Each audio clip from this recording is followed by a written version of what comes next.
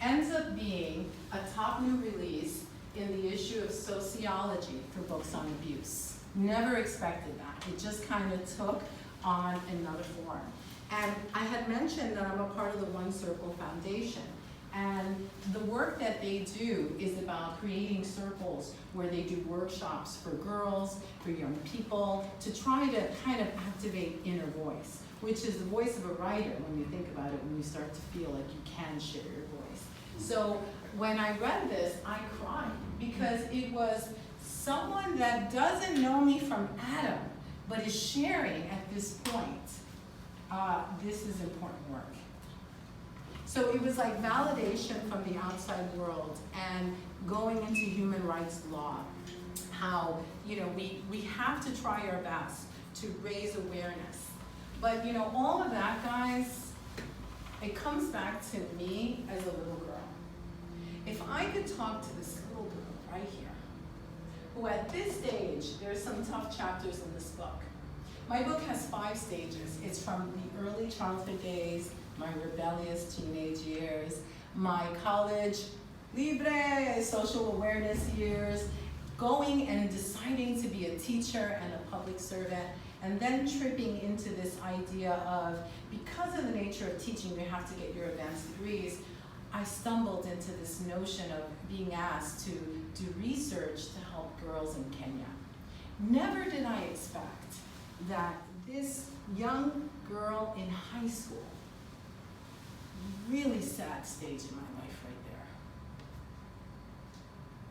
she would be brave enough to climb fire escapes and walk rooftops with crack vials and run to try to get police from her mom. And then come back up and retrace her steps, hoping my stepfather did not know that I betrayed him and got the police to knock on the door. But, you know, sometimes we run away from ourselves and we can't. So, you know, I felt like I wanted to advocate for my mother, but it was not enough. I gave up because I had to go to college. She wasn't changing, she wasn't doing anything. And so I had to do something. So I took that energy of doing something as a teacher, and I wanted to focus on the inequities of math education.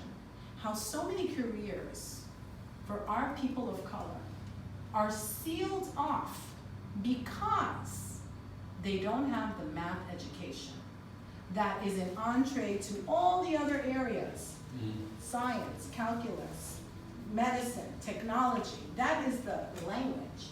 And so, I'm sorry folks, there's gatekeepers out there. They're gatekeepers, you don't get the math, you don't get into that program. And so I wanted to investigate, and I read a very radical activist, Robert P. Moses, who talked about this, how we have to break away and open and create access to young people. Doesn't matter what background you're from, you need quality math. That brought me to Kenya, where I met these beautiful girls. I did a program evaluation. These young girls were being pretty much prepared for marriage through the ritual of the Maasai people, female genital mutilation. We were trying our best to investigate a teacher who was opening a refuge. She herself being Maasai, wanted to kind of change the path of these young women and created what they call an alternate ritual. Instead of the preparation of that, let's do a ritual where they go into womanhood, but then they go to school. And then after they go to school, they come back to their community and build and create. And it took some buy-in, and it took the support of the United Nations. I did this program evaluation for an organization, Equality Now,